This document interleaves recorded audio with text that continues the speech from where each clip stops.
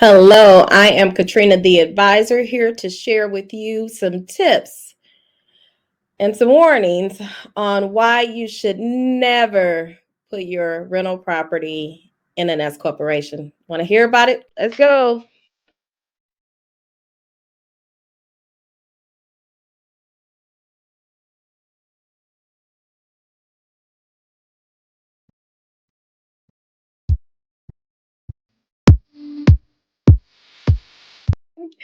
All right, so what I'm going to talk about with you today, this will be a quick conversation. I've been running into several clients who have new clients who, as I review their prior tax documents to talk about their tax situation and those types of things for their businesses. And upon review, I'm seeing that there's a lot of people who have started to place their rental properties in S corporations. And I want to talk to you about why that is a no-no. So I'm going to share a slide for you and let's talk about it.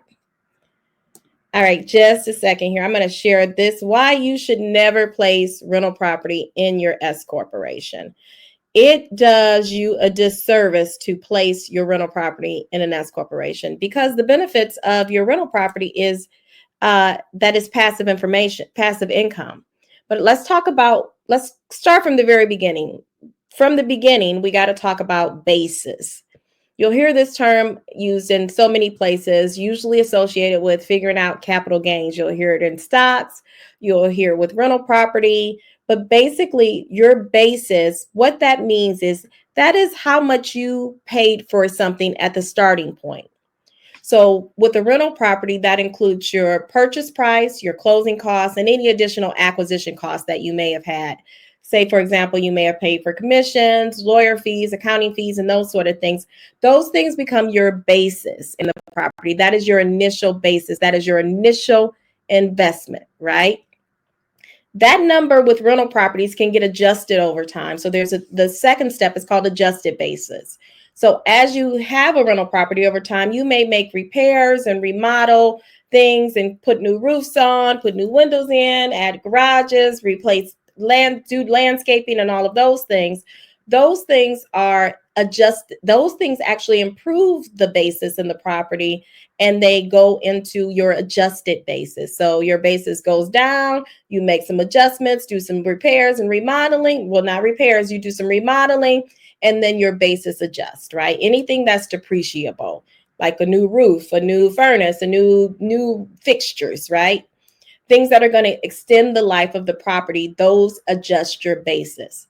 The reason I wanted to talk about basis first is because that shows the basis determines how much you're going to pay if you decide to sell the property, right? So a basis determines your starting point, how much you've invested, and we'll look at the sales price. And then what's the difference is your capital gain. So if you made more, if you made more than your basis, you had a gain. If you made less than your basis, you had a loss. Same thing with stocks. Basis is the same, right? So just wanted to get to that fundamental piece to talk about why the rental property in an S corp is not the best fit for you. Okay. So next thing, why does basis matter? Because it is your ability. It also two things. It's your ability to depreciate on the property. Your basis is what's used to determine your depreciation. So let's say your basis is, let's pull out the handy dandy calculator, right? Let's say your basis, you buy a property and you spend $500,000 on it, okay?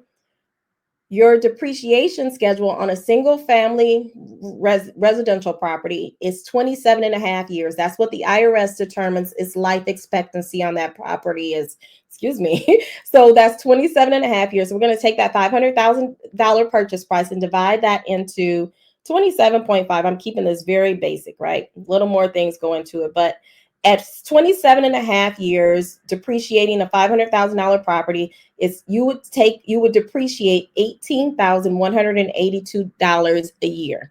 You get to take that off as an expense. That's a depreciation expense. But that basis number is what's used to decide what that number is. So when you make those improvements, your basis adjusts and we change the depreciation based up off of that, right? But the second part is the capital gains. If you decide to sell that property, what is going to be your capital gains is, or did you have a gain or did you have a loss? In most real estate, you're going to have a gain. So you're going to, on a gain, you're going to end up paying tax on that income, right? So this is why I'm talking about why you don't want to put your rental properties in an S corporation. Okay.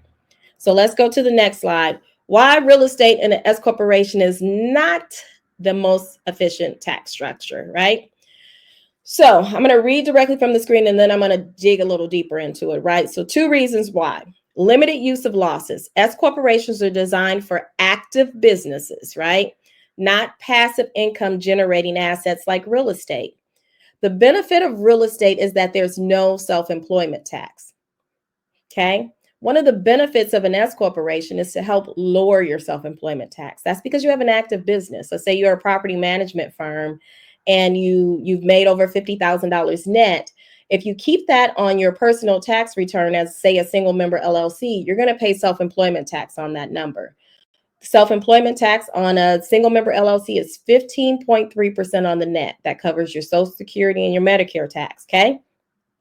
The benefit of the S corporation is by shifting that over, you lower that self-employment tax because you, as a shareholder, become a worker in the company, an owner in the company. So you're going to take a reasonable compensation payroll. The benefit of real estate rental property is it's not treated as a business. It's treated as passive income. In most instances, there's a couple instances where not so, but we'll talk about that a little bit. But typically, rental properties are treated as passive income. And the beautiful thing about that is there's no self-employment tax. You only pay tax on the income of it. What's left after what you brought in and all the expenses. And part of those expenses is taking advantage of that depreciation, along with any mortgage interest you have, taxes, repairs, all those things, right? So by the time you bring the income in and all the expenses, including that depreciation, what you're taxed on is what's left over. And typically that's a lot less, right? With no self-employment tax. So that's the beauty of that. And it can live on your personal tax return if you're a single member LLC, or if you're in a partnership, right? Return, where we avoid the self-employment tax still, but still get the beautiful benefit of not having to create an additional issue because by putting it in an S corporation. And let's talk about another risk that you have when you put the property into an S corporation. You have a double taxation risk, right? Distributing properties out of an S corporation can trigger taxable events. And let's talk about that a little bit more. So if you sell a property that you have in an S corp, or let's say you decide to dissolve the S corp. Maybe you are in another shareholder in the S corp and you decide that you want to dissolve it. You don't want to have that property in there anymore. It's not as simple as dissolving the S corporation and moving the property around. Dissolving that S corporation triggers a taxable event that triggers capital gains. So basically, dissolving that organization makes you liable for taxes for that organization. If you're closing that company out, okay, well, then we need to evaluate what the value of that company is, what that real estate is to that point, to see how much capital gains you're going to be taxed on. That's where that double taxation piece comes in. So a pro tip, avoid holding rental property in an S corporation. Like I said, transferring the property out triggers a taxable event and it could cost you money, even if you're just making simple moves, right?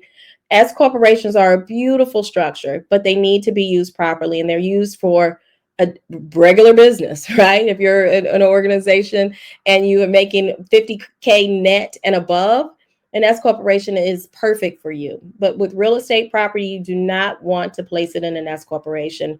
A single member LLC will work for liability protection and tax efficiency. If there's multiple owners of the property, then a partnership works for that. But what I don't want you to do is thinking putting the rental property into an S corporation is best for you. Again, I am Katrina, the advisor. I hope this was helpful to you. I will be back with additional information to save you on taxes and help you grow and scale your business.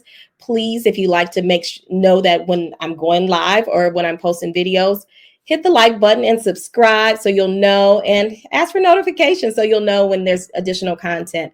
If you'd like to book a consultation with me, the link is in my bio, and I look forward to talking to you soon. Have a great day. Bye-bye. Thank you for watching. Don't forget to like, share, and subscribe.